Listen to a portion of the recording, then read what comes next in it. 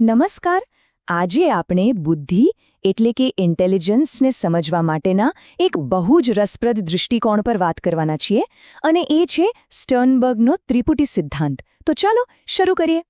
1 minute માટે વિચારો, શું જે વ્યક્તિ પરીક્ષામાં બહુ સારા માર્ક્સ લાવે છે એ જ સાચું બુદ્ધિશાળી છે કે પછી બુદ્ધિનો અર્થ આનાથી પણ ક્યાંય વધારે છે? બસ આ જ સવાલ સ્ટર્નબર્ગના આખા સિદ્ધાંતનો પાયો છે. તો આ ક્રાંતિકારી વિચાર આપ્યો છે મનોવૈજ્ઞાનિક રોબર્ટ સ્ટર્નબર્ગે. એમણે બુદ્ધિની જે પરંપરાગત વ્યાખ્યાઓ હતી ને એનાથી આગળ જઈને એક નવો જ દૃષ્ટિકોણ રજૂ કર્યો. તો સ્ટર્નબર્ગના મતે બુદ્ધિ એટલે શું? જુઓ, એમના માટે બુદ્ધિ ખાલી ઘોખણપટ્ટી કે પુસ્તકીય જ્ઞાન નથી. બુદ્ધિ એટલે કોઈ પણ સમસ્યાને ઉકેલવાની તાકાત, તાર્કિક રીતે વિચારવાની આવડત અને હા, કોઈ પણ નવી પરિસ્થિતિમાં ફટાફટ પોતાને ઢાળી લેવાની ક્ષમતા. અને અહીંયા આવે છે આ સિદ્ધાંતનો સૌથી મોટો ટ્વિસ્ટ. સ્ટર્નબર્ગ કહે છે કે બુદ્ધિ કોઈ એક વસ્તુ નથી, એ તો 3 અલગ અલગ ભાગોનું એક મસ્ત મિશ્રણ છે. હવે એ 3 ભાગ કયા છે? ચાલો એક પછી એક જોઈએ. સૌથી પહેલો પ્રકાર છે વિશ્લેષણાત્મક બુદ્ધિ. આને આપણે સાદી ભાષામાં બુક સ્માર્ટ કહી શકીએ. મતલબ કે આપણી સ્કૂલ અને કોલેજોમાં જે બુદ્ધિને સૌથી વધુ મહત્વ અપાય છે ને એ આ જ છે. આમાં શું શું આવે? તો કે તર્ક લગાવવો, કોઈ પણ માહિતીનું ઊંડાણપૂર્વક વિશ્લેષણ કરવું અને સમસ્યાનો ઉકેલ શોધવો. જે લોકો પરીક્ષામાં સારા માર્ક્સ લાવે છે કે પછી ગણિતના અઘરા દાખલા પણ ફટાફટ ઉકેલી નાખે છે, એમનામાં આ વિશ્લેષણાત્મક બુદ્ધિ જબરદસ્ત હોય છે. પણ શું ખાલી બુક સ્માર્ટ હોવું પૂરતું છે? સ્ટર્નબર્ગ કહે છે ના, બિલકુલ નહીં. અને એટલે જ આવે છે બીજો પ્રકાર, સર્જનાત્મક બુદ્ધિ. આ એ લોકો માટે છે જે હંમેશા લીકથી હટીને વિચારે છે, કંઈક નવું જ કરે છે. સર્જનાત્મક બુદ્ધિ એટલે કે કલ્પના શક્તિ અને નવીનતા, આઉટ ઓફ ધ બોક્સ વિચારવાની ક્ષમતા.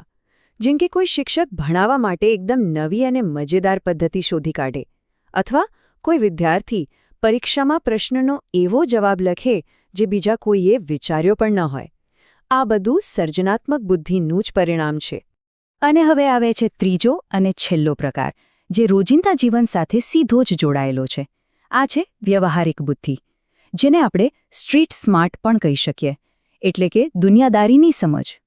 વ્યવહારિક બુદ્ધિ એટલે આપણે જે શીખ્યા છીએ એને વાસ્તવિક જીવનમાં લાગુ કરવું. ક્યારે, કોની સાથે કેવી રીતે વાત કરવી, યોગ્ય સમયે સાચા નિર્ણય લેવા, આ બધું જ એમાં આવે. જેમ કે કોઈ શિક્ષક પોતાના વર્ગનું એટલું સરસ સંચાલન કરે કે બધા વિદ્યાર્થીઓ શાંતિથી ભણે, તો એ વ્યવહારિક બુદ્ધિનો શ્રેષ્ઠ ઉપયોગ કરી રહ્યા છે. ચાલો તો એકદમ ફટાફટ રિવિઝન કરી લઈએ. વિશ્લેષણાત્મક બુદ્ધિ એટલે સમસ્યા ઉકેલવી, જેમ કે ગણિત. સર્જનાત્મક બુદ્ધિ એટલે નવા વિચારો, જેમ કે કોઈ નવીનતા. અને વ્યવહારિક બુદ્ધિ એટલે વાસ્તવિક જીવનમાં ઉપયોગ, જેમ કે યોગ્ય નિર્ણયો લેવા. આ ટેબલ પરીક્ષા માટે ખાસ યાદ રાખજો. હવે આવે છે આજના વિષયનો સૌથી મહત્વનો ભાગ, ખાસ કરીને પરીક્ષાની તૈયારી કરનારાઓ માટે. આટલી બધી માહિતી યાદ કેવી રીતે રાખવી? ચિંતા ના કરો, એના માટે એકદમ સરળ ટ્રીક છે. અને એ ટ્રીક છે ACP. બસ આ 3 અક્ષરો, A, C અને P. આ એક એવો શોર્ટકટ છે જે પરીક્ષામાં તમને આખો સિદ્ધાંત તરત જ યાદ અપાવી દેશે. તો આ ACP છે શું? ચાલો સમજીએ. A એટલે એનાલિટિકલ, મતલબ કે વિશ્લેષણાત્મક. C એટલે ક્રિએટિવ, એટલે કે સર્જનાત્મક. અને P એટલે પ્રેક્ટિકલ, એટલે કે વ્યવહારિક. ACP વિશ્લેષણાત્મક, સર્જનાત્મક અને વ્યવહારિક. છે ને એકદમ સરળ? તો પરીક્ષા માટે કયા મુદ્દા પાક્કા કરવાના છે? પહેલું, આ સિદ્ધાંત રોબર્ટ સ્ટર્નબર્ગે આપ્યો છે. બીજું, એમના મતે બુદ્ધિના 3 પ્રકાર છે. અને ત્રીજું અને સૌથી અગત્યનું, આ 3 પ્રકારને યાદ રાખવા માટે આપણી ACP ટ્રીક ભૂલવાની નથી. ચાલો એક નાનકડો ટેસ્ટ થઈ જાય.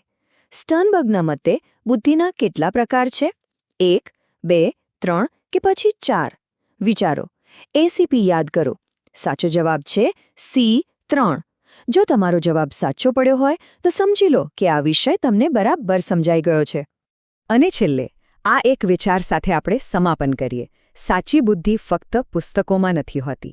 આપણે જીવનમાં કેવી રીતે વિચારીએ છીએ, કેવી રીતે નવી વસ્તુઓ બનાવીએ છીએ અને કેવી રીતે દુનિયા સાથે તાલમેલ બેસાડીએ છીએ એ પણ એટલું જ મહત્વનું છે. સાચી બુદ્ધિ આ ત્રણેયનું સંતુલન છે.